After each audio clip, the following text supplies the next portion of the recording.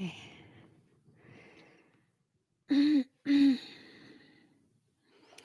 So good evening, everyone.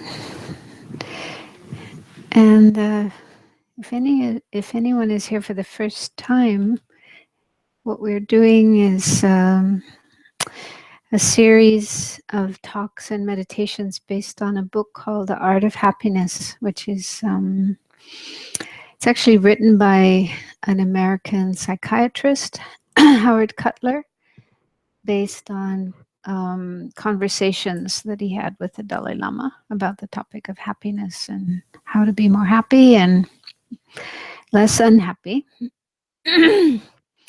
So, actually, usually I lead it.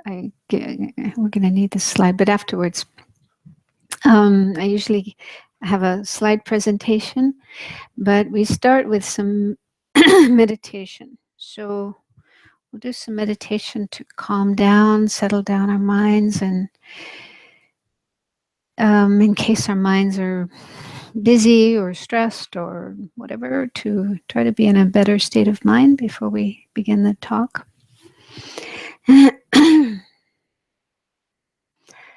So make yourself comfortable as you can.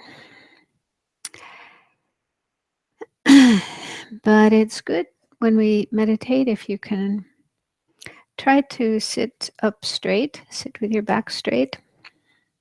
That just helps the mind to be more clear, more concentrated. But although we sit with our back straight, that doesn't mean being tense or tight. So try to let your shoulders relax. If there's any tension in your shoulders or your upper back, see if you can release the tension, let it go. You might try to imagine it melting and flowing away, flowing out of you, disappearing.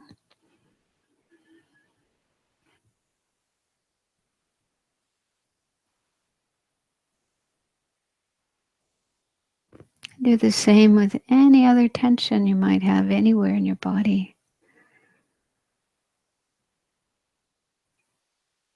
So if there's tension in any part of your body, see if you can let it go. Let it melt and flow out of you, drain out of you. You can imagine it just sinking down into the ground beneath us and disappearing.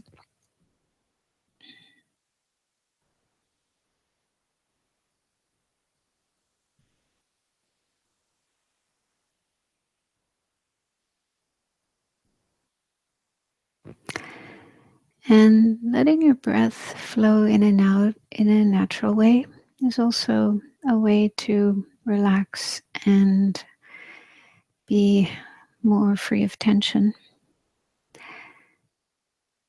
So just let your breathing be smooth and natural. And try not to control your breathing, manage your breathing. You don't need to do that because your body knows how to breathe. So just let go and allow your body to breathe in and out.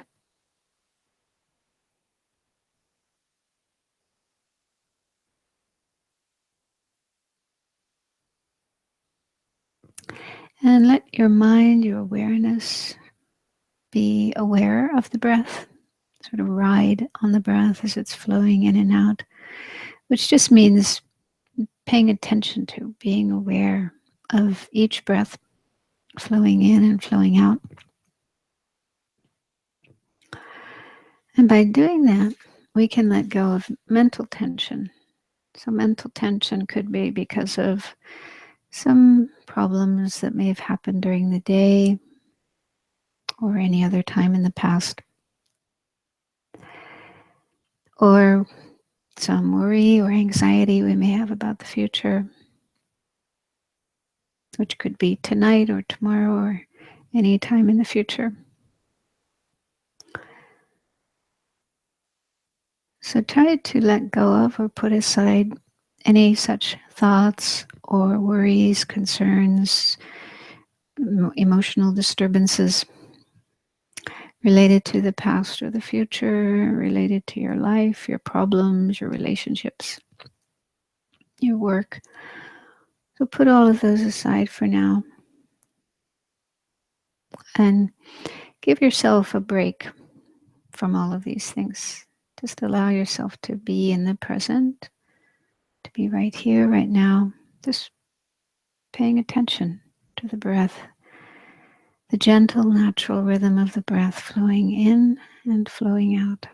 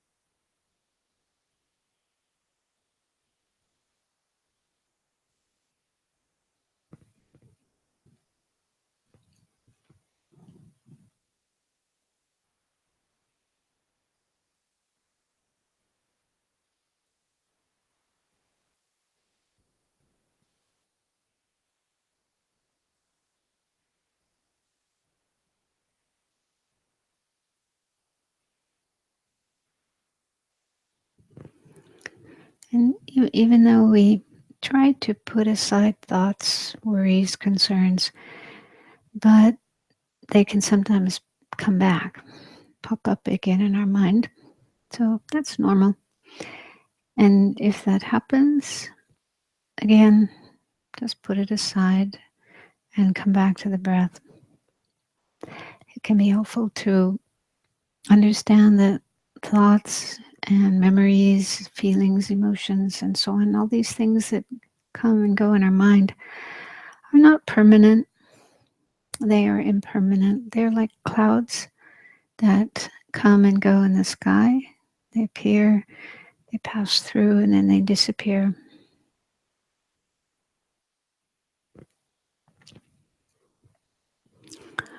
So, whatever thought, memory, emotion, and so forth pop up in your mind, just notice it. And you can make a mental note of it if you wish to say thought or memory or hearing a sound or feeling sad or whatever.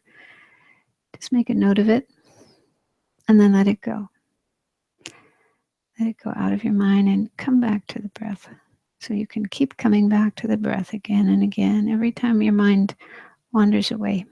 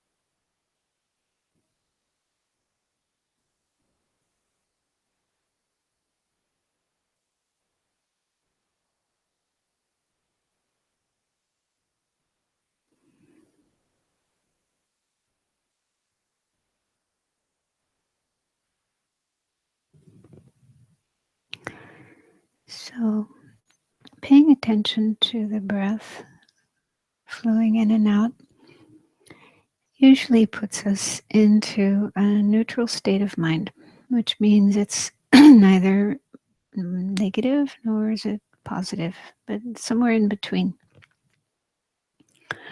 And in Buddhism, it's recommended that whenever we do meditation or listening to or learning about the Dharma, the Buddhist teachings, or anything else that we do, even eating and sleeping.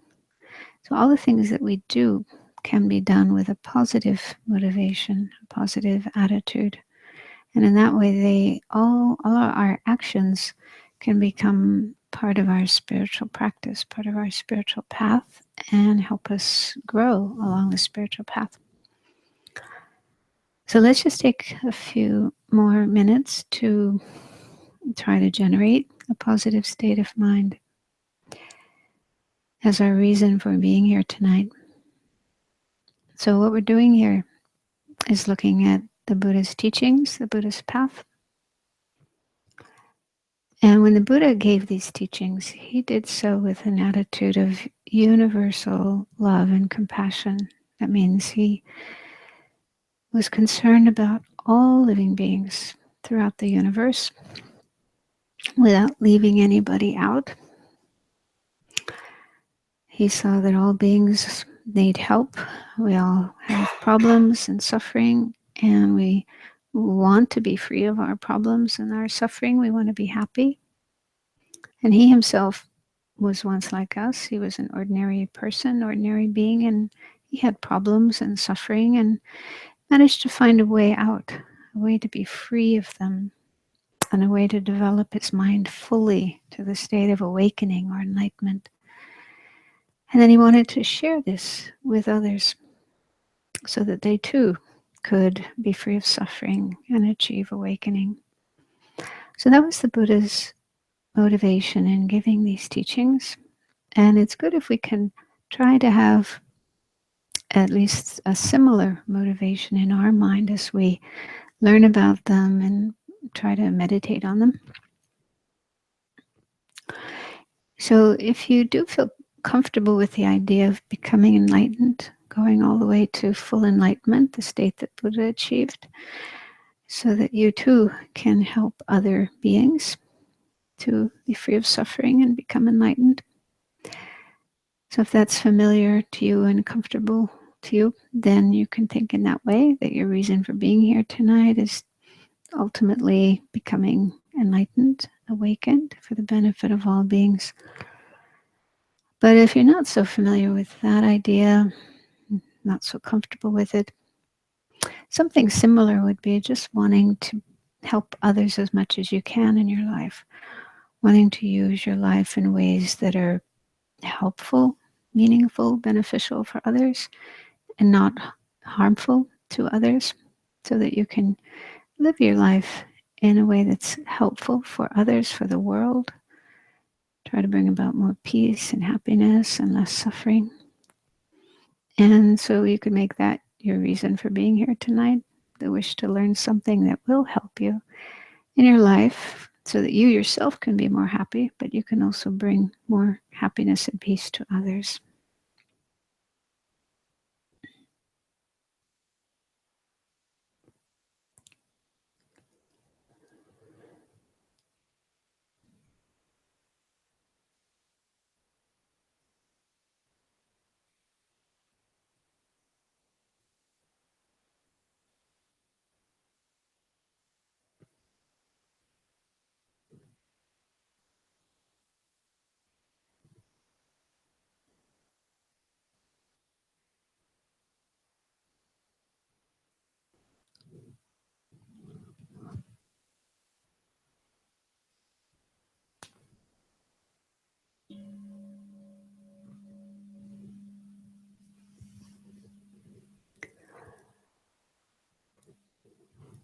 So we'll do some more meditation later related to what I'm talking about tonight.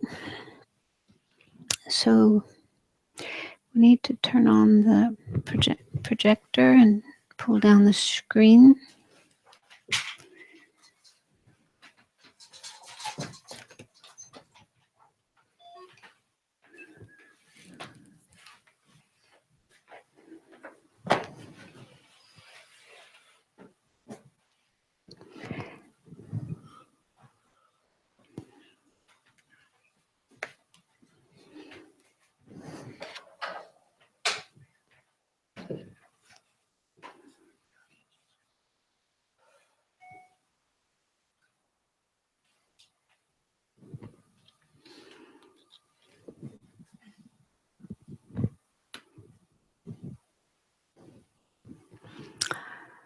Um,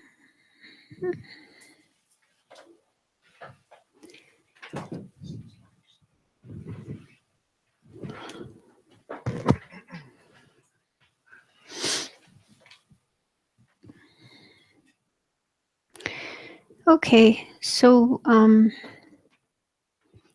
this is the seventh talk in this series on the art of happiness.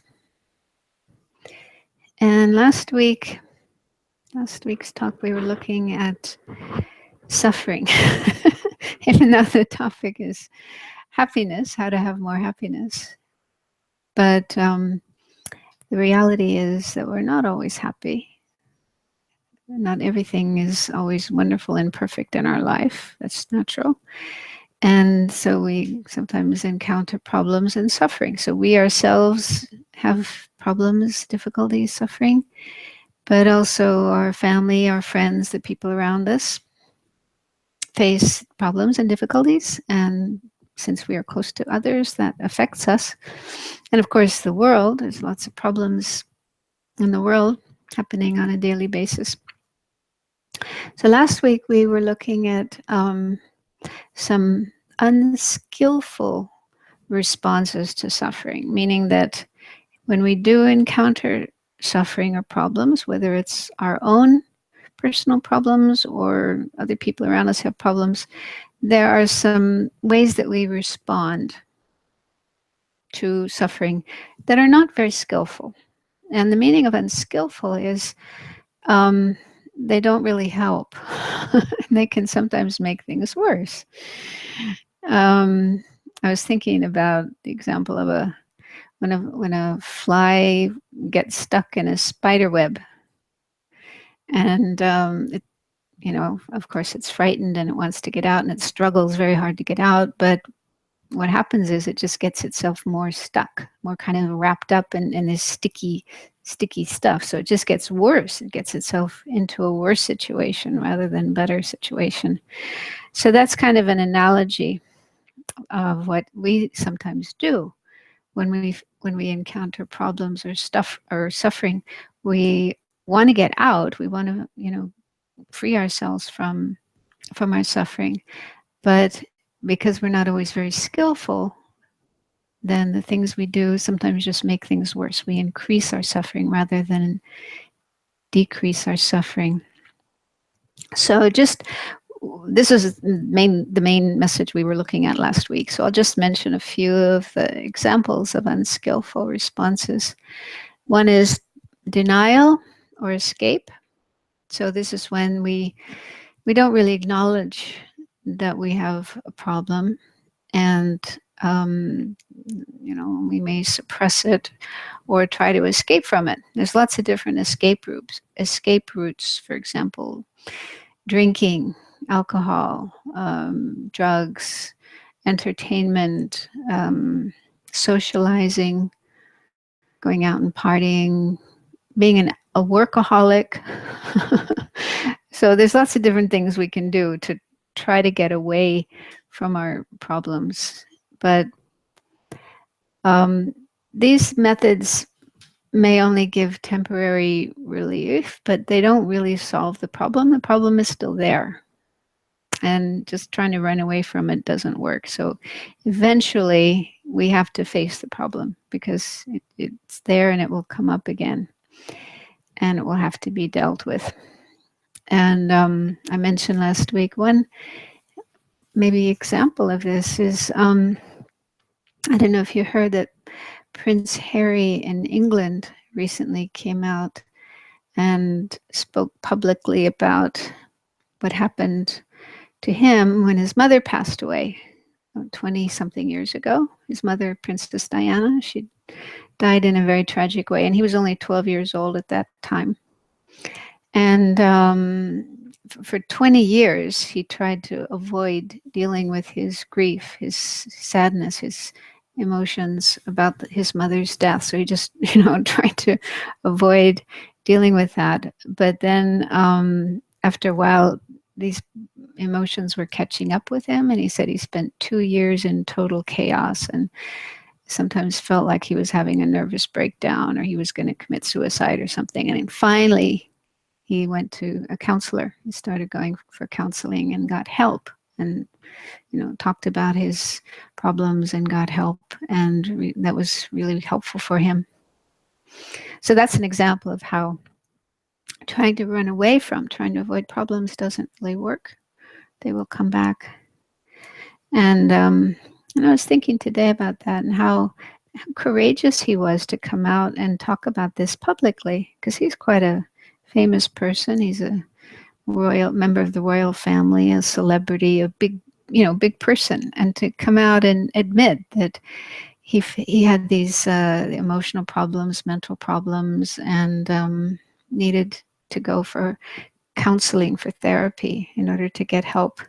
So that's quite courageous to do that, to kind of expose yourself like that. And I think his idea was to encourage other people to do the same. Don't just try to avoid your problems, but get help for them. Another unskillful response is to get angry, to blame others for our problems, to hold grudges.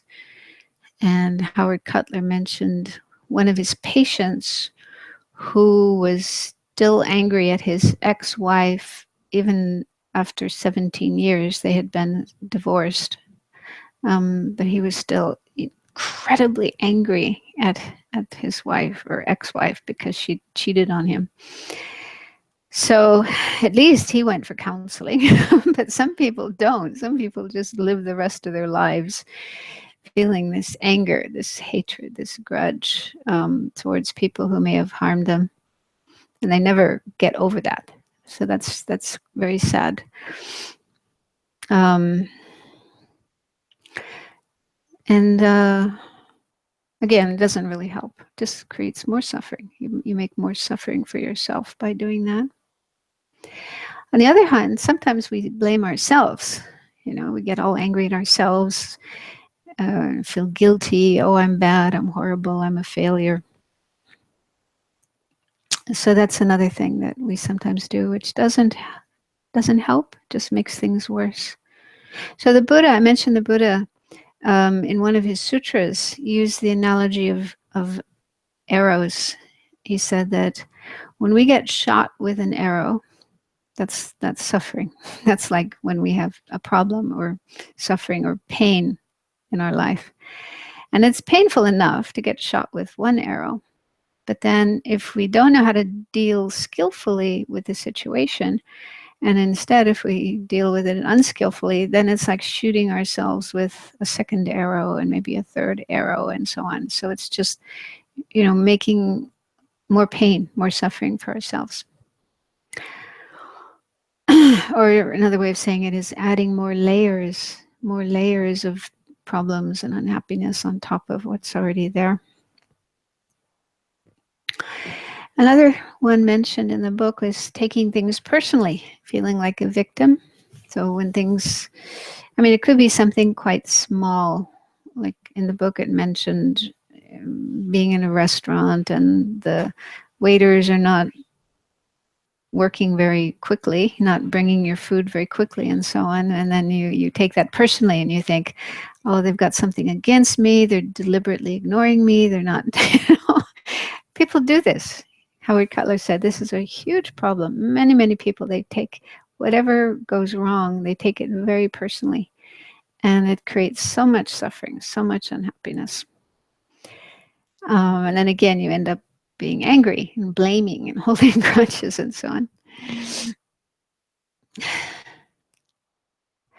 Another one was resistance to change, meaning that and this is something traditionally talked about in Buddhism, that we, even though things are impermanent, subject to change, this is just a natural law. It's a reality that everything is changing. Nothing stays the same. Nothing is permanent. But we tend to not want to accept that. And so when change does happen, we can get very upset, very unhappy, very distressed, angry, and so forth. So it's because we don't accept the natural reality of change. So these are just some of the things we mentioned, and I said it's a good idea to check ourselves, our own experiences, the way we react, the way we respond when problems happen in our lives. Do we do any of these things? And if we do, then look at what is the effect. Okay, if I deny or I blame or I feel guilty, does that help? Is that a helpful thing, or does it make things worse? And if you can see that it isn't helpful and it does make things worse, then we can do something about this. So what we're going to do tonight is look at some skillful ways of dealing with suffering. We can learn, we can practice. Um, and we did already start doing this last week. His Holiness the Dalai Lama mentioned, whoops. One thing the Dalai Lama said that's really helpful is to just accept suffering, to just accept the reality of suffering. This is a Buddhist view. You know, the first noble truth that the Buddha taught is the truth of suffering, meaning that it doesn't mean every single thing in life is suffering. It just means that there is suffering. Suffering does exist in life. We can't expect to go through life and have only wonderful, rosy, sweet experiences and never have any problems. It's just a natural part of life. Everybody has problems. And so Buddha and Buddhism encourage us to contemplate that and accept that, and then we'll be less sort of shocked and upset when problems do happen, because it's just, well, that's life. That's the way life is. So accepting the reality of suffering is very helpful. Doesn't mean we can't do anything about it. We just sit there passively and let ourselves suffer. Of course, if there's a solution, a remedy, we can, do that. But sometimes there isn't, like getting old. There's no way we can avoid that. You can use plastic surgery and hair dye and all kinds of beauty products to hide wrinkles and so forth. But that's just, on the surface. That's not really changing the fact that your body is getting old and your mind is getting old, and that's just part of life. So it's much better to just accept that's how things are. And another thing we looked at last week. So anyway, accepting the reality of suffering. And another one is accepting impermanence, which goes directly against the last point there about resistance to change. So this is again something the Buddha spoke about, the importance of seeing the impermanent nature of things, because it's just a fact. It's not a religious idea, it's not a philosophical idea. It's a fact. It's scientific. Everything is changing. Our bodies are changing, our minds are changing, all the things in the world around us are changing. This is just the reality. And if we don't accept it, we're just going to make a lot more problems for ourselves. We'll be resistant to change, as it says here. So making ourselves familiar with and coming to accept the reality of impermanence will also help have a more skillful response to suffering. So when friends and family, they may go away, our relationships may fall apart, somebody dies, we lose a job. Of course, we won't be happy about these things, but we'll be able to accept them more easily because we've already contemplated impermanence. We've already come to accept that impermanence is the nature of things. But the good side of impermanence is that our problems are impermanent. Our suffering is impermanent. So that's another thing that's very helpful, when you're feeling unhappy or depressed, or you have some pain or sickness or whatever it is, physical or mental, emotional, just to remind yourself, it's not going to last forever. Problems happen, but they also go away. They stop. There's no problem that is there forever, every single minute, every single second, every single day, forever and ever and ever. Problems come and go. So reminding yourself of the impermanent nature of problems and suffering will make it lighter. The whole thing will seem lighter, less heavy and terrible. Okay, so tonight then we'll look at some skillful responses to suffering. And the meaning of skillful is that they're more wise, they're more helpful, and they can relieve our suffering. They can relieve our problems. Even if they don't relieve the problem or make the problem go away, they at least help our mind to be more calm and peaceful and accepting of the problem rather than having more distress about it. So let's jump right into this topic. um, in the Tibetan Buddhist tradition, there is a whole body of teachings and practices which are called mind training or thought transformation. You may have heard of this. Tibetan term is lojong. And so this body of teachings is all about how to work on our mind, train our mind to see things in different ways, more positive ways, more constructive ways. The basic idea is that when what we normally see as a problem or a suffering, a bad, isn't necessarily bad. Suffering, problems, unwanted, unpleasant things that happen to us in life are not necessarily bad. So this is a quotation from a text. You can see it down there on the bottom.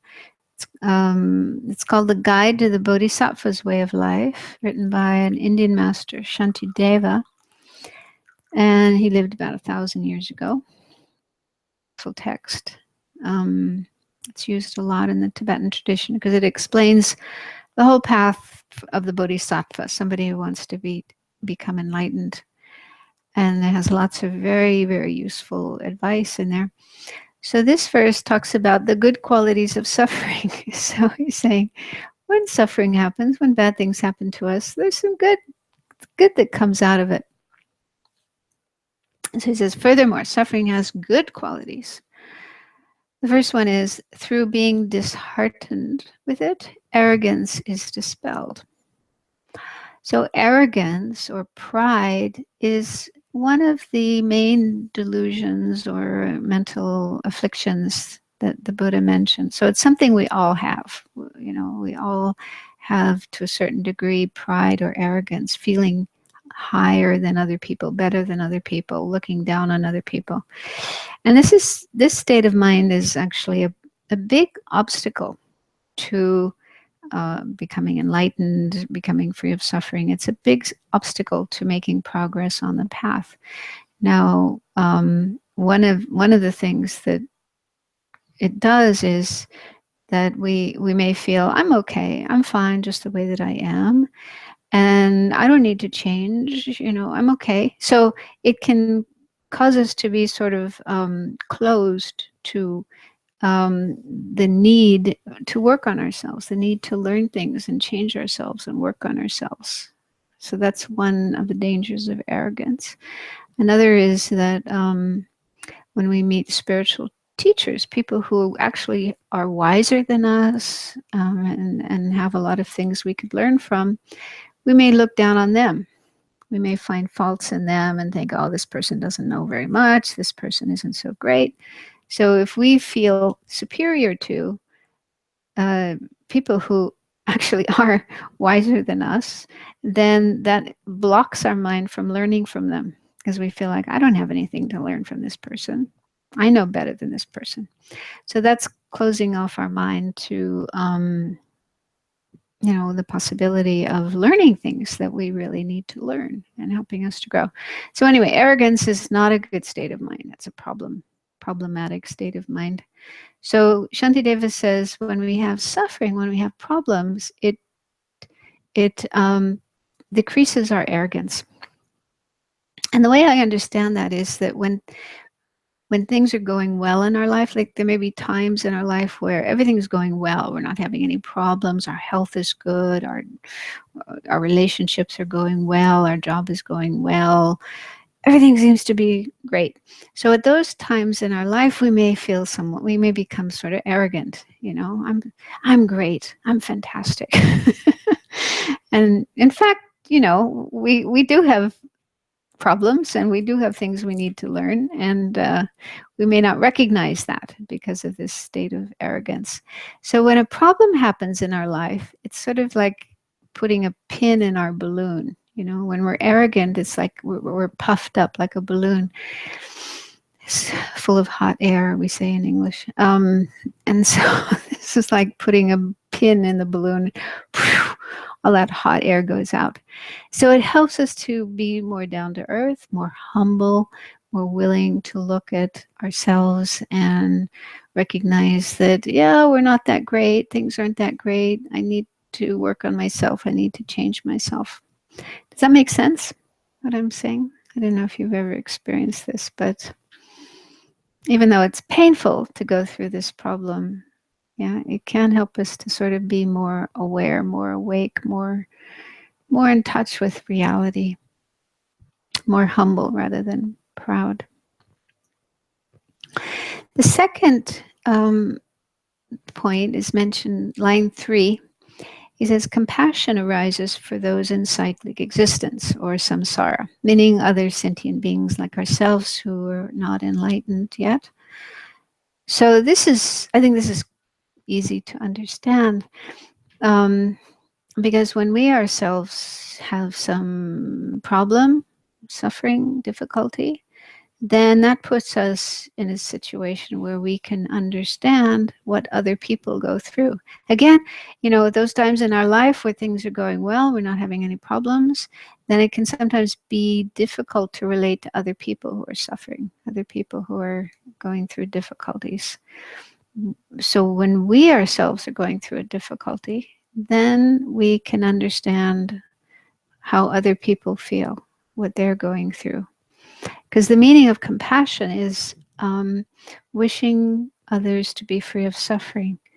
And we need to understand what suffering is. We need to know firsthand what it's like to suffer, what it's like for other people who are going through suffering and problems. If if we never have any suffering ourselves, it can be very hard to understand what others are going through. Like, for example, some people may never feel depressed. They may never experience any depression. And so because they don't have that experience themselves, when it comes to other people who are saying, oh, I'm feeling really depressed, I'm going through depression, they don't understand what that's like. And so it's very hard for them to be really empathic and compassionate and helpful. Sometimes they even say things that are hurtful. I've heard some comments that people make. They say things, well, just be happy, or just cheer up, just get yourself out of that state, as if, as if that's so easy to do. And that kind of comment can just make the person feel worse, make them more unhappy rather than happier. So when we ourselves have our own experiences of suffering, like depression or being sick or being in the hospital or whatever, then we know what it's like. And then we're in a better position to understand the suffering that others are going through when they have those kind of problems. So it helps us to be more compassionate. And the last line is talking about karma. So this is in line with the Buddha's teachings on karma. According to Buddhism, when we face a problem, a difficulty, it's the result of karma, negative karma, bad karma that we've created in the past. So someone who believes in karma, when they face a problem, would think, of course, we don't like this problem happening, but we would think there's a reason why it's happening. It's because of something that I myself did. I must have done something hurtful, something negative in the past, and that's why this is happening to me. And then with that idea, you can use this problem, this difficulty, as a teacher, as a teaching, a lesson. Now I understand what happens when I create bad karma, when I do hurtful things to others. This is what happens to me, and I don't like this. I don't want this kind of thing to happen to me again in the future. Therefore, I really have to be careful about my karma. I have to make sure I don't create that same negative karma again in the future. And instead, to create good karma, virtuous karma. So that's the meaning of this last line. So when a problem happens, you can use that problem to understand the importance of karma, refraining from bad karma, negative karma, and taking joy in good karma, virtuous karma. So the idea here then is that when suffering or problems happen, then these are some good things that can be learned from them.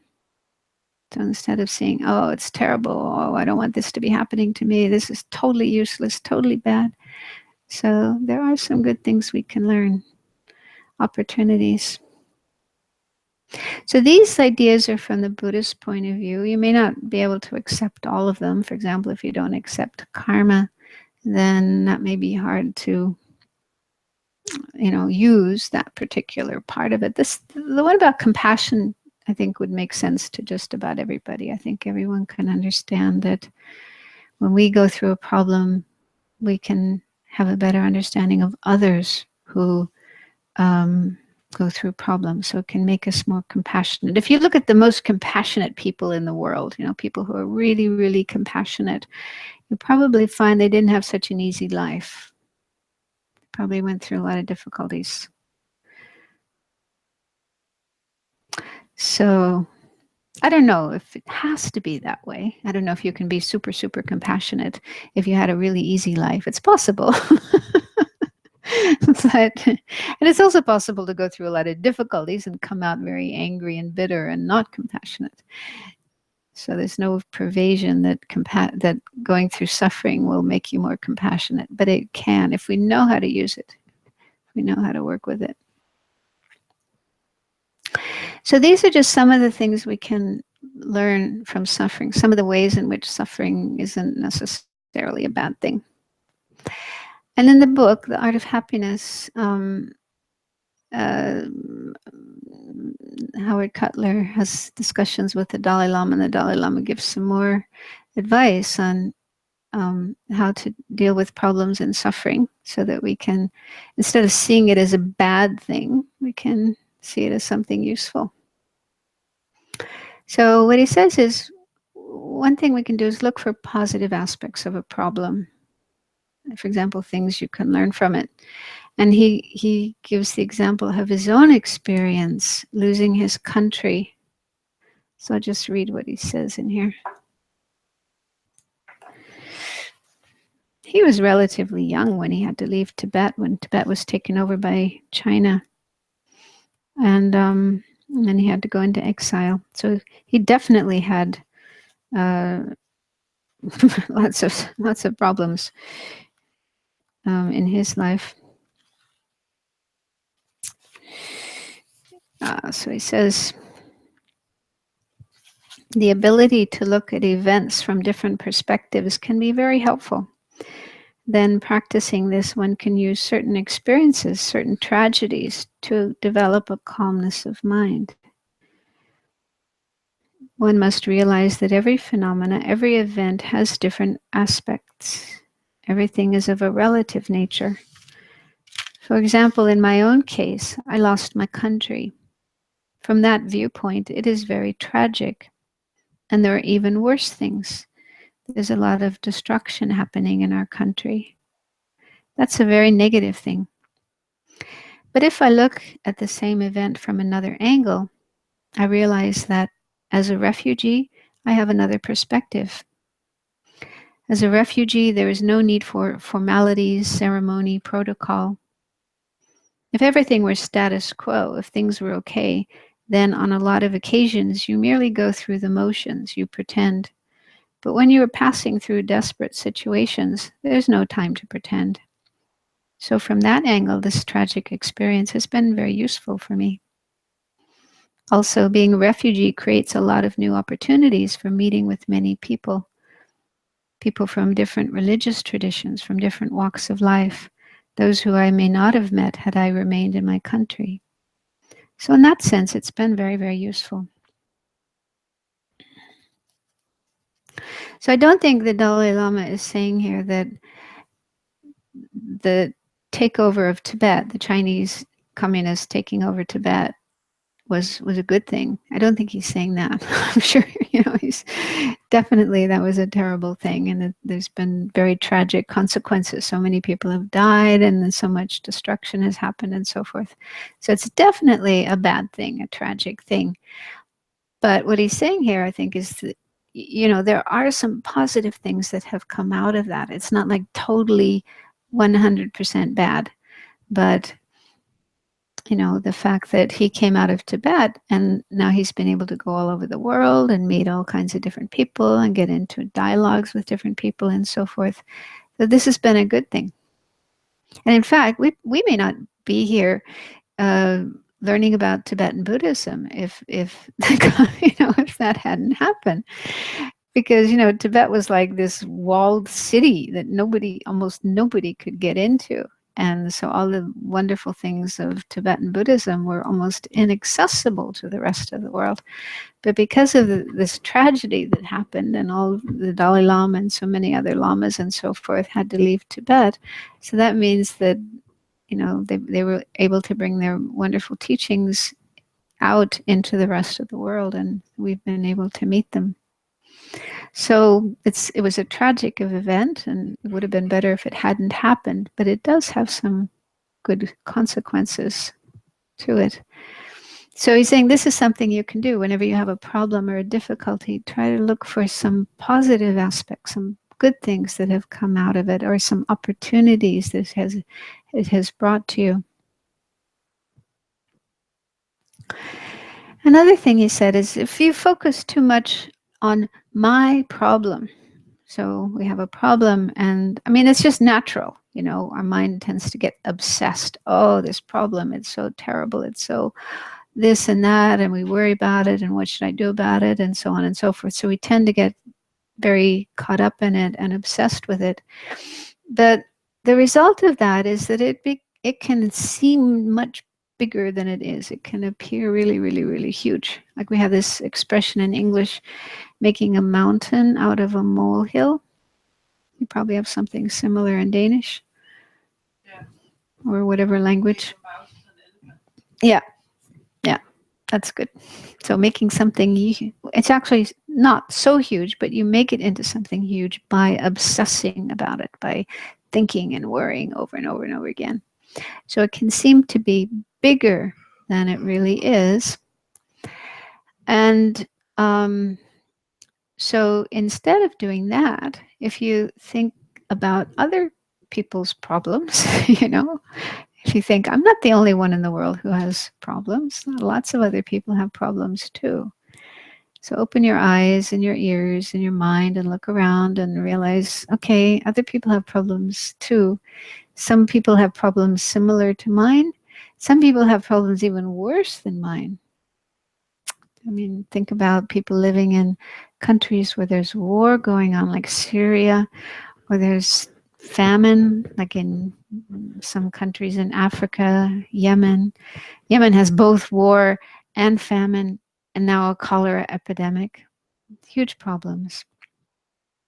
So just thinking about the people living in those countries, they're human beings like ourselves. They're just trying to stay alive with their family, their friends, their work, trying to be alive and healthy and happy, but it's just so difficult. So looking at the problems of others can make our problems seem quite small in comparison. So then our problem will seem more like a mouse rather than an elephant, or a molehill rather than a mountain. Okay, so that's a very helpful thing to do. Also, another thing I would like to add to this is just my own experience. When we focus on me, my problem, oh, isn't it terrible? It can also make us feel distant from or cut off from others, lonely. Yeah, you may feel, I don't know if this happens to you, but you might notice that it almost seems like you're the only person in the world who's got a problem, the only person in the world who's suffering. Everybody else is happy and doing well and flourishing, and only me is suffering. Have you ever noticed that? And that makes it worse because then, on top of having this problem, you also feel alone. You feel alone and cut off and distant from others. And that just adds another layer of suffering. So, this exercise of thinking about others deliberately, I mean, it takes some effort, but if you do, put your mind to thinking about the problems that other people have, then you realize you're not alone. You're not the only one in the world who has problems. Other people have problems too. So then you feel connected with others. So when you feel connected with others, you won't feel so alone. You feel more a part of a community, you know. But we also have to be careful in doing this because if we're not careful, it might make us feel worse. We might think, oh, yes, I'm suffering and everybody else is suffering. And oh, it's terrible. There's just so much suffering. And, you could really get very depressed. So, you don't want to go there. You don't want to go to that point of just feeling completely depressed and hopeless about everything in the world. Because again, all this suffering, all these problems aren't permanent. They're not permanent. They are there now, but they won't be there forever. So for the Buddhist point of view, it's actually very positive in the sense that um, every living being goes through problems and difficulties, but every living being has the ability to become free of problems and difficulties, to reach the state of liberation, to reach the state of enlightenment.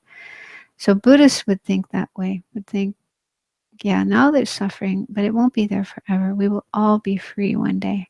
And I'm going to put my energy and time and energy into doing what needs to be done in order to be free of suffering. So those are things you could think of to avoid becoming overwhelmed and depressed and in despair about all the suffering that exists. Yeah, so if we look at our problem in that way, then our own problem may seem smaller and more manageable.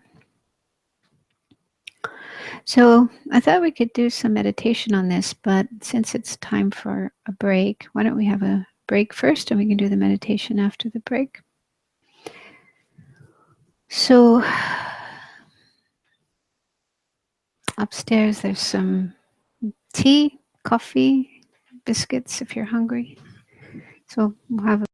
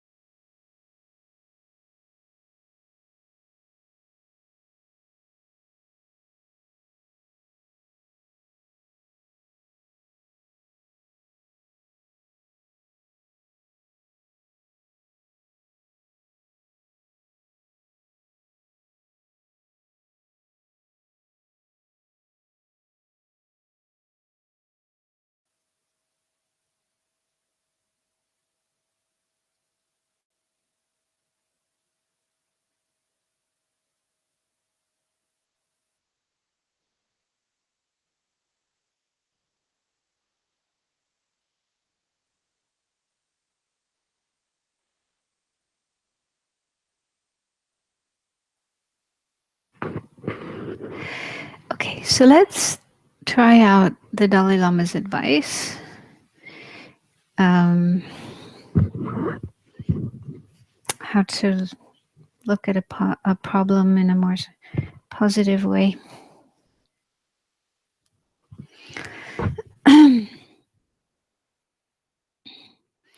So make yourself comfortable.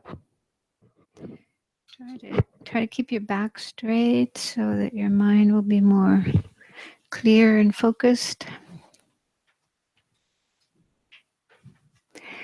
And if you're feeling tired after a long busy day, and you might be even feeling kind of sleepy, so closing our eyes and relaxing might be a kind of invitation to go to sleep. So one thing that can help prevent sleepiness is keeping the eyes open a little, looking down on the floor in front of you. That way there's some light coming in, and that can help us to stay awake.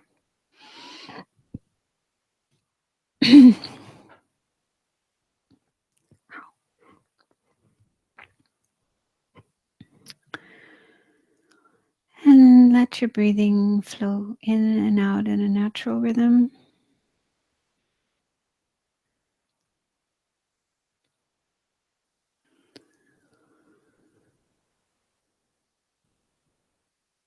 Let your mind settle down.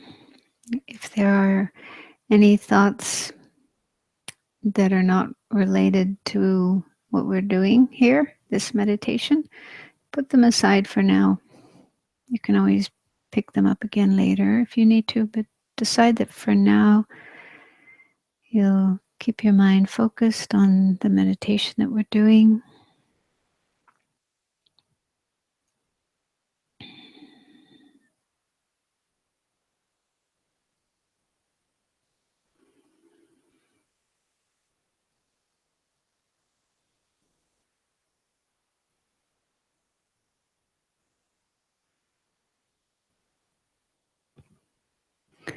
So start by thinking of a problem, a difficulty that's going on for you in your life.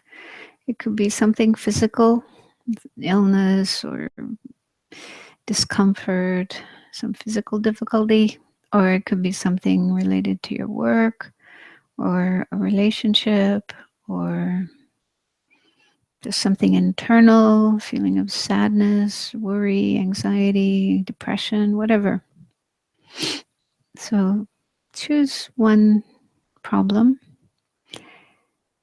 bring that to mind,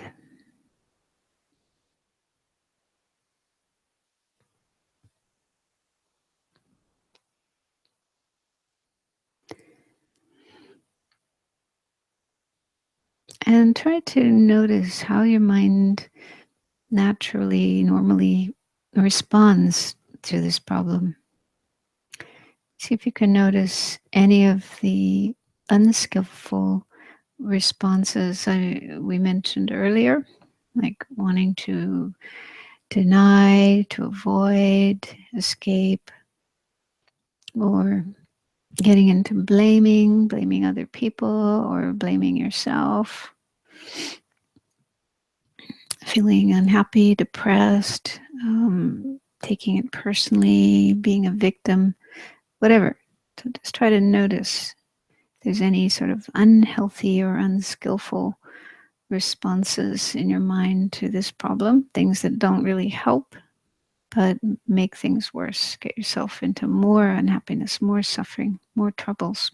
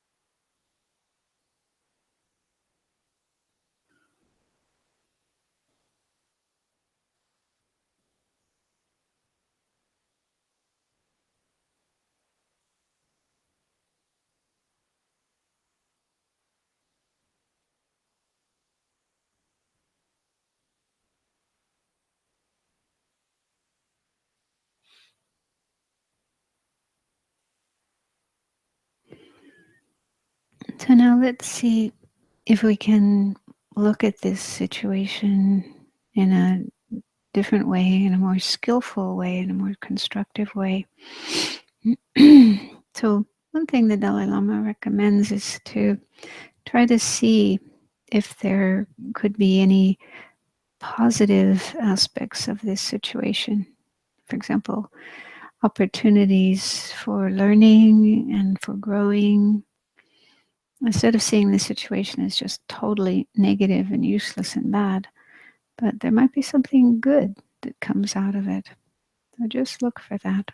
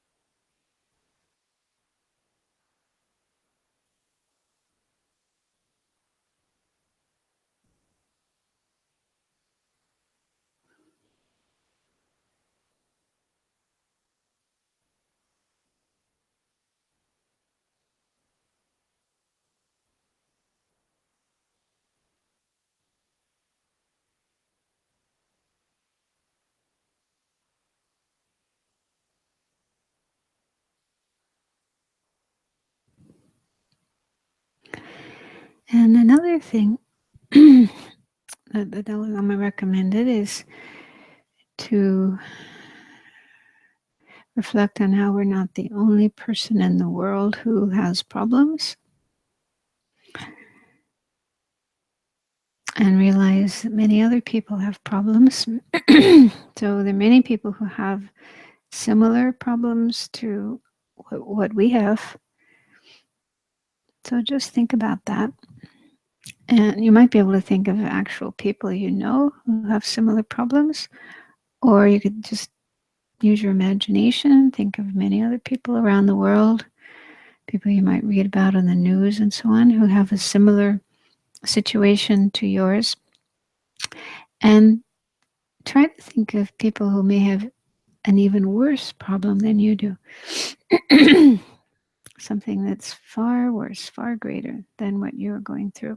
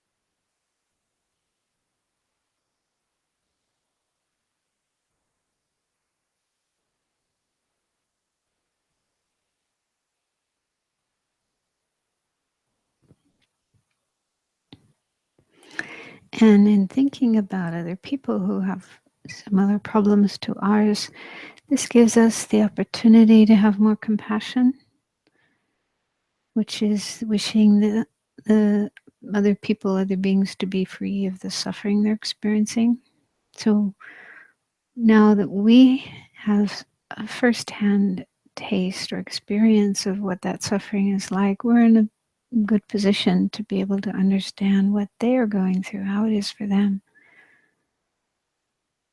So that can really move our hearts, and we may not be able to actually relieve the suffering of all those other people, but even to feel the wish for that, to feel how wonderful it would be if they could be free from their suffering. I wish that they could be free from their suffering. So that's the feeling of compassion.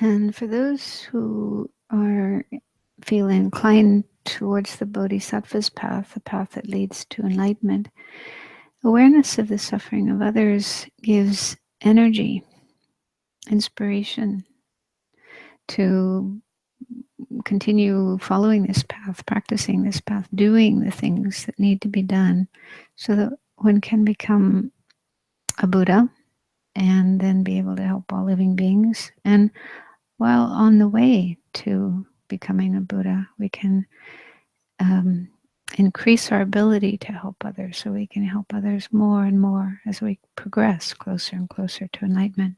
To see if this awareness of the suffering of others can help you to generate the motivation to follow this path and develop your ability to help others more and more.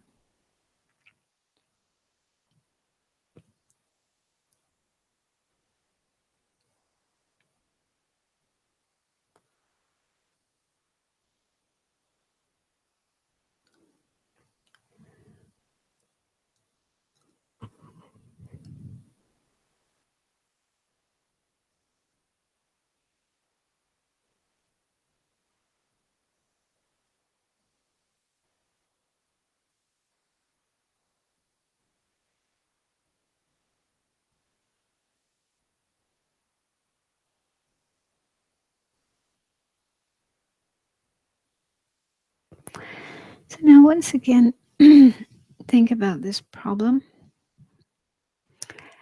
and see if there's been any change in your mind in the way that you look at this problem. Does it still seem so bad and terrible and huge, or are you able to see it in a somewhat more positive way as an opportunity for learning and for growth and for benefit for yourself and others?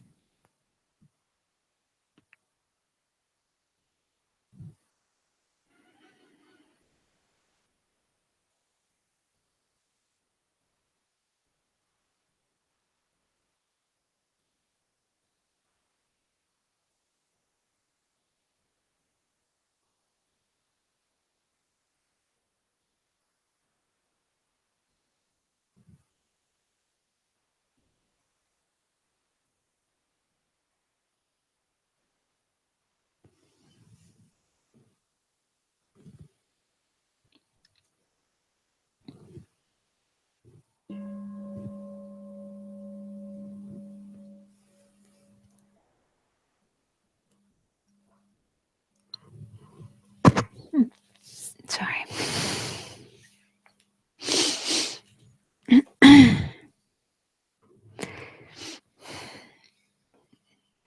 Any questions, comments about that, or anything I've covered so far?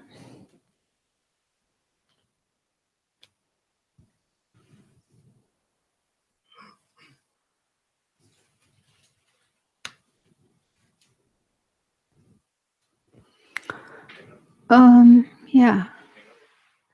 Oops, oops, oops. Sorry. I pressed the wrong button.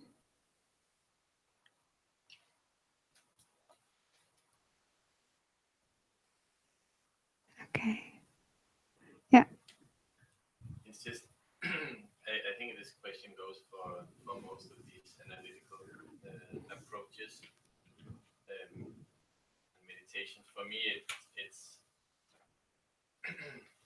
I guess it's just when I am in this situation, I'm just wondering how I am applying these perspectives. Like, is it like um, stopping up and then thinking them through, or is it more like is it something that I do on the cushion and then it comes more natural, or is it like an image or a feeling? It's just when I am in this situation, sometimes if I stop and then start to think this through, then it just becomes another element that I have to like I have to analyze myself out of this suffering, and then that can become an element of irritation in itself.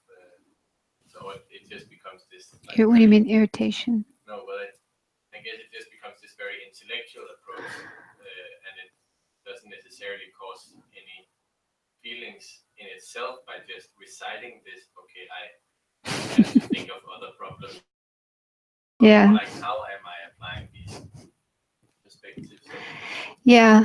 And just related to what you were saying, sometimes people notice sometimes that using these kind of analytical or intellectual ideas to deal with a problem could be another kind of escape. Yeah, you have to be careful about that. Oh, I got this problem. Okay, I have to fix it. So I'll do all these things. So That's what I mean. you're actually not really being there with the problem and experiencing it and accepting it. So um, in some traditions, they use another approach, which it's not like it's not contradictory to this. It's just another option, another alternative way of dealing with the suffering or problem. That's just to sit with it, to just not think and analyze, but just be with it. And I find that's actually very helpful. I mean, I think it's good to do both. I think, at different times, sometimes it's helpful to do the analytical things, but sometimes it's helpful to just sit there with the suffering. And that doesn't mean suffer, but just observe it, watch it. Like Thich Nhat Hanh talks about it, like holding your problem in your arms, like a crying baby. And I really like that because it means you're bringing compassion and kindness and gentleness and love to this problem instead of, oh, go away. That's the usual reaction I know in myself. I don't want this. I don't like this. Oh, this is horrible. Go away. Leave me alone. This rejection. And that kind of attitude just doesn't help and it just makes things worse. So the totally opposite attitude of accepting it. Okay, I accept this suffering, I accept this problem, and just let it be there. And I like the idea of the crying baby because then it's like you're letting it cry, you're letting it reveal itself. What's going on? What's the problem? What do you need? And in that way, and what he says is you can actually learn a lot from it. You can grow in wisdom. Because sometimes when I do this, what I find is underneath is something else. Like there's different layers to it. So instead of trying to cover it up with a lot of analytical meditation, just go right into it. Just be with it. Pema Chodron talks about this as well. She said her teacher, Chugyen Trungpa Rinpoche, gave her advice when, there's some kind of emotional problem in the mind. He would tell her, lean into it. Our usual reaction is, oh, I want to go away from it, but he said, lean into it and observe it very carefully. Like, I can't remember the exact words, but like you're going to be describing it to somebody afterwards. You're going to be reporting on it. So, kind of the idea of a journalist, when there's been some kind of event happening and you want to go in there and say, well, what happened? What's going on? Like really trying to observe very carefully all the different aspects of it. So that's just another way of explaining it. But anyway, the idea of not trying to push it away, not trying to run away, not trying to fix it with analytical meditation, but just being with it, observing it, watching it, learning from it. And I personally find that kind of approach really helpful to do if you, as another way.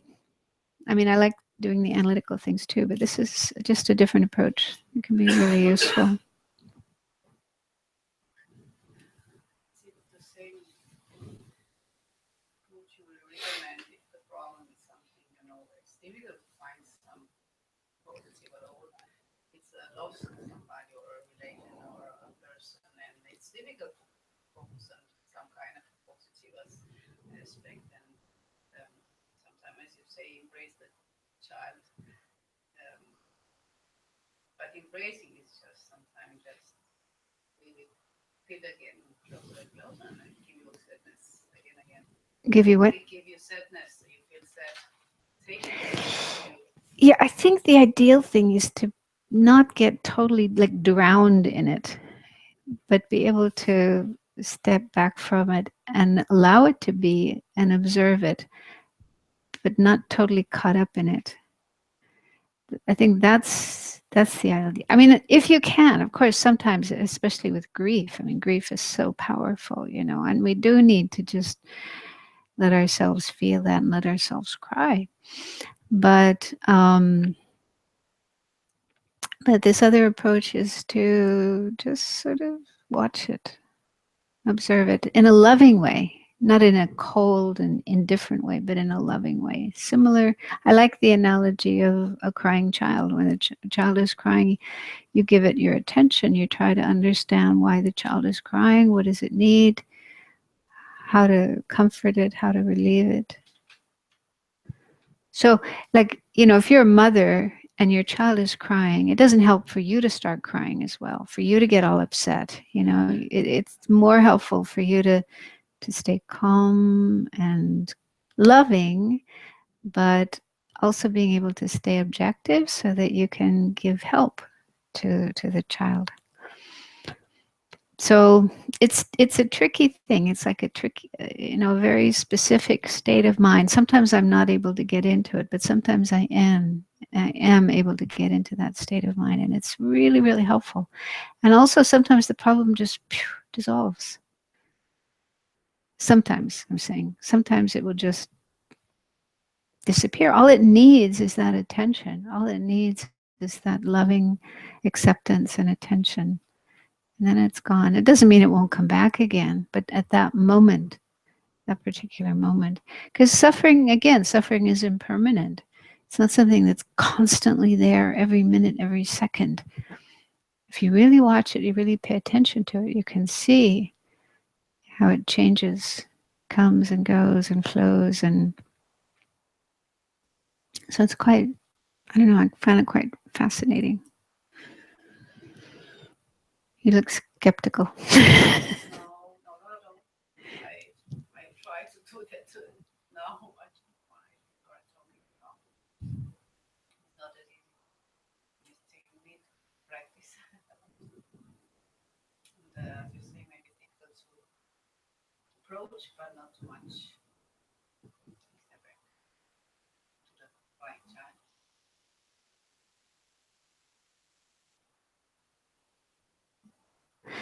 So I think, I don't know, for me, it's useful to know different methods, different techniques, because at certain times one may work better than another, and another time that one will work better.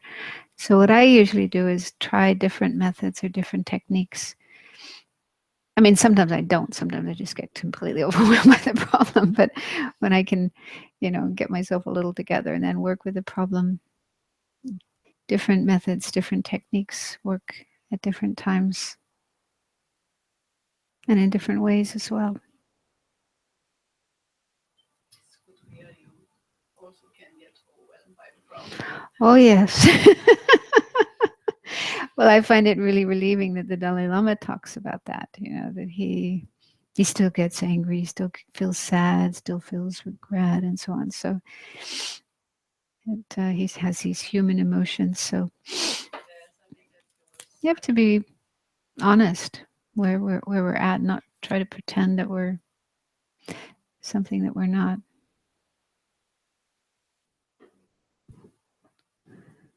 Anyone else? I just had a little bit more. Um, so Howard Cutler asked about what about people we get really angry at and so on. And so the Dalai Lama said pretty much this. Oh, yeah. So, first of all, he said, well, look at the faults of anger, hatred, and taking revenge.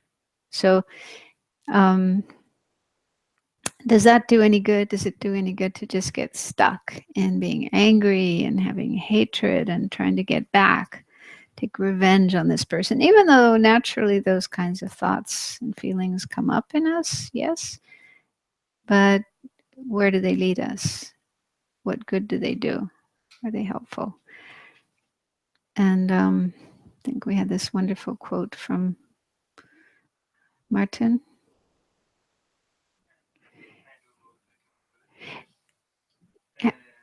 Having hatred is like drinking poison and hoping the other person will die. Yeah?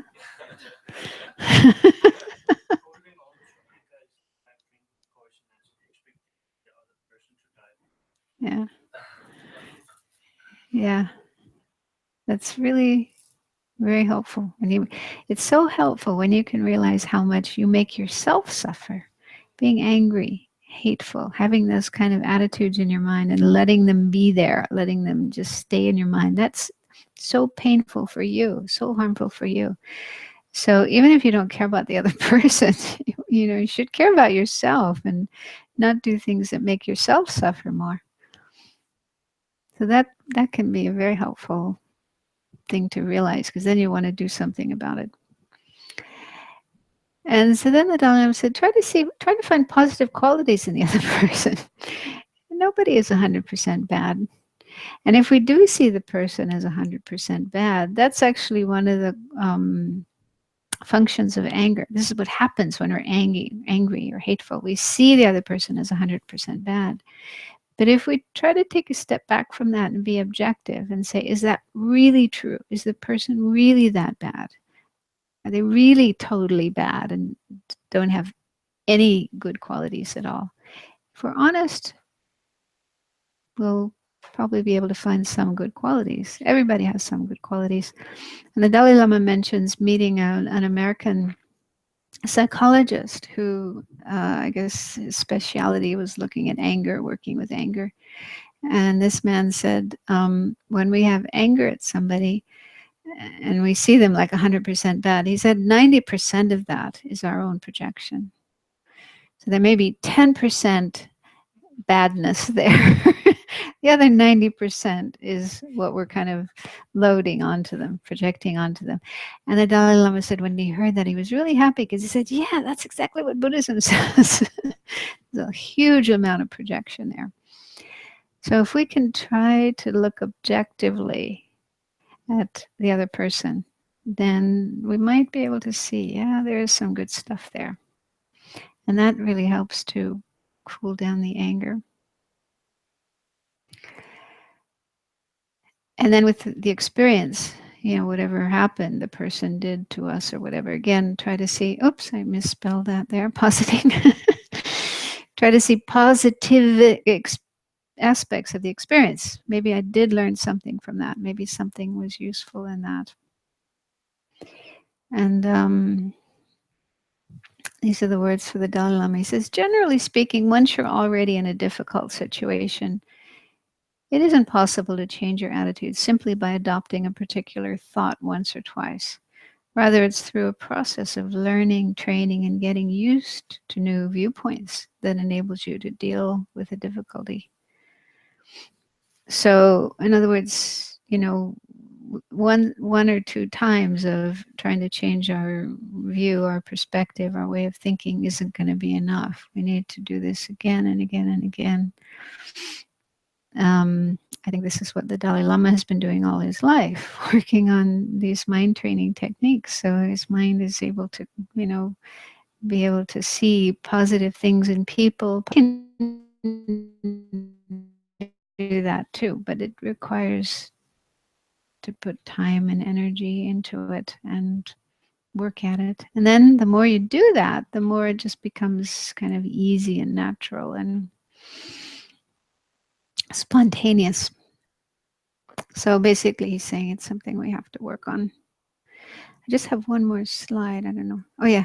Then he talked about this is a Buddhist view that the enemy is actually a teacher of patience. So we can see that hatred is so bad, is so harmful, so painful. And in fact, for the spiritual path, someone following a spiritual path, wanting to reach enlightenment or nirvana, hatred is a huge obstacle. It's a big problem. It will prevent us from being able to progress along the path, and also just being happy, to be happy in this lifetime. Can you be happy if you hold on to hatred and anger? So if you can see that it's an obstacle, and then patience is the opposite of that. Patience is the opposite of hatred. Patience means learning how to put up with difficult people and difficult situations without getting angry and upset and depressed and all of these things. So he said, if you can have patience and tolerance towards enemies, everything becomes easier. Your compassion towards all others begins to flow naturally. Of course, it's not easy to have patience towards enemies, but a good thing to do is to start with people that we just have a little bit of irritation with, not our biggest enemy. Leave that for later, but start with little, somebody cuts in front of you in a line, or does it, you just feel some irritation, some dislike towards a particular person, something, the way they walk or talk or laugh or whatever. So work with someone that's not too difficult. Learn how to be patient towards them. And then you can gradually work on the more difficult ones, the ones that may have really caused you a lot of suffering or caused your loved ones a lot of suffering. And then His Holiness said, an enemy is a necessary condition for practicing patience. So if we can see that patience, that mind of patience, is something really beautiful, really wonderful, really helpful, and it's something we already have. I think we all have patience to a certain extent. We're all able to remain patient up to a certain point, but then there's usually a point where we lose it. Yeah, it's like somebody pushes our buttons and we go, beyond our limit, and then we lose our patience and we become impatient and angry. But we can develop our patience so that we can remain patient for more and more difficult situations, more and more difficult people. So we can expand the limits of our patience. So to be able to do that, this is what Buddhism says, we need enemies. Enemies give us an opportunity. An enemy, doesn't have to be somebody coming at you with a gun and trying to kill you. It's just somebody you dislike, somebody you find irritating, someone you find difficult. So that kind of person actually helps you to practice patience because they give you the chance to see your limits, how much patience you have and how much anger you have. Like, where's the limit between your patience and your anger? So you get a chance to see that and you realize, okay, I need to work more on this. Because otherwise, if you don't have people pushing your buttons, if you don't have enemies, difficult people in your life, you might become complacent and think, oh yeah, I'm a really easygoing person. I'm a really patient person. I don't have much anger. I never get angry. Sometimes you might think that way. And then you meet somebody who, does something you don't like and your anger comes up. So that means you realize, okay, I don't have as much patience as I thought. I still have anger. I still have to work on this. So then that's why they say the enemy is like a teacher, giving us the chance to work on our patience and increase our patience, extend the limits of our patience. So this is actually a really big idea in Buddhism. It's very difficult. And It takes time to work on, but just even to have even to get the seeds for this imprinted on our mind. And Howard Cutler, that is, that we should be grateful to our enemies. Howard Cutler said, yeah, it's a really difficult idea, but then he thought of an analogy, and that is like weightlifting. If you have the wish to develop your muscles, you go to the gym and you practice lifting up weights. And in the beginning, it's really, really hard to lift up these weights. So you're struggling and sweating and being very uncomfortable. But gradually, you work more and more and more, and you're able to lift the weights. And then the result is you'll have these muscles that you wanted, strong, firm muscles. So you won't be able to get those muscles if you don't go through this process of, struggling to lift the weights. You need this challenge. You need this struggle to be able to get the strong muscles. So he says, in a similar way, if we want to have strong muscles of patience and compassion and love, we need challenges. We need challenging situations. Does that make sense? And he also said it's similar in the psychoanalytic, because he's a therapist. He said psychologically, he says when his patients come to him and they've got some problem with a spouse or partner or parent or child or boss or whatever, and then they have to go through this process of resolving this problem, this conflict with this difficult person. So this is how they ultimately experience real growth, real insight, and a successful psychotherapeutic outcome. Because if we don't have difficulties, challenges in our life, we won't have the chance to really grow and develop ourselves. So we don't have time to go further in this and do a meditation on it, but just something to think about, that difficult people that we encounter in our life, even though we may wish them not to be there, we wish that they could go to some other planet or into a black hole in space. But if we can even think about adopting this idea, then it could be helpful. So that's it for tonight. That's as much. Sorry, it's a lot of material, but I really like this book. There's so many useful things in it. So I just like to share as much as I can. Any last questions before we finish? I think they have that saying with weightlifting, no pain, no gain. I think it's true, isn't it, with any kind of physical exercise or working out? But before, I think also for the mental, think about the enemies and stuff. Yeah. No pain, no gain. Well, it's true. In the spiritual path, they say, it's not easy to reach enlightenment. You can't expect that you can go along the spiritual path and become enlightened and never face any difficulties. It's impossible. So you have to go through difficulties. But if you know how to deal with the difficulties, then they don't have to be so bad. You can use them as part of your path, part of your practice to help you to grow, help you to get closer to enlightenment. That's the whole idea of what they call transforming problems into the path. So problems, difficulties, painful experiences can actually be part of our path. Instead of hindrances, obstacles, we can transform them and make them part of our path.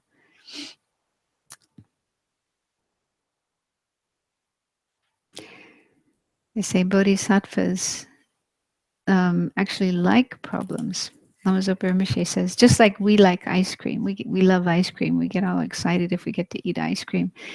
So, but when it comes to problems, we say, oh no, I don't want that. But he says, bodhisattvas are just the opposite. They love problems. Not because they're masochistic, but because they know that problems are like really juicy, really useful material for spiritual growth. Great opportunities for growing along the path.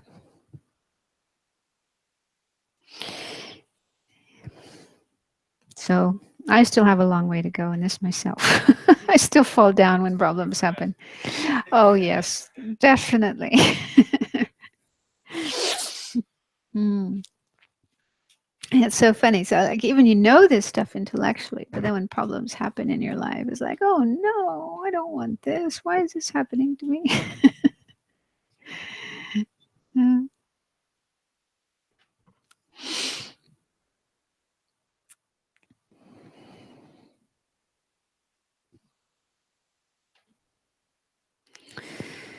Okay, so we'll finish by doing a dedication of our merit, the positive energy.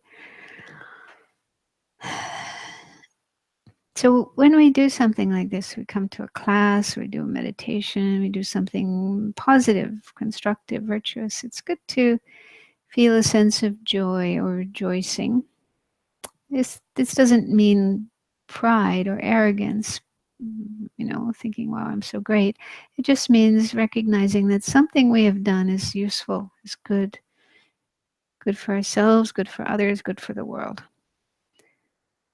Because then it's like giving ourselves encouragement to do more of this in the future.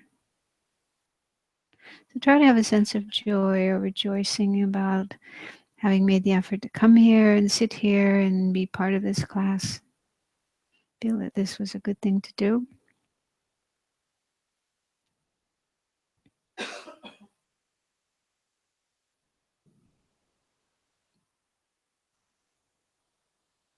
And then the merit, the positive energy we've created by being here and doing these things, we can share that with others.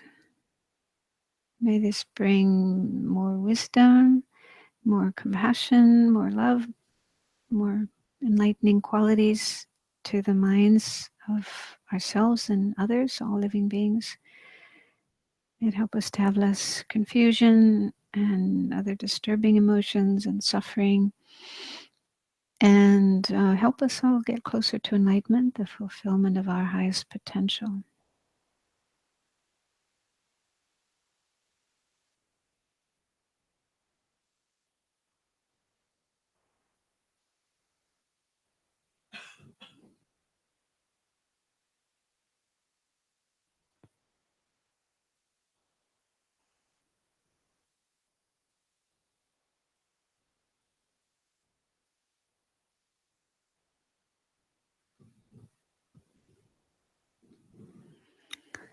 Okay, thank you.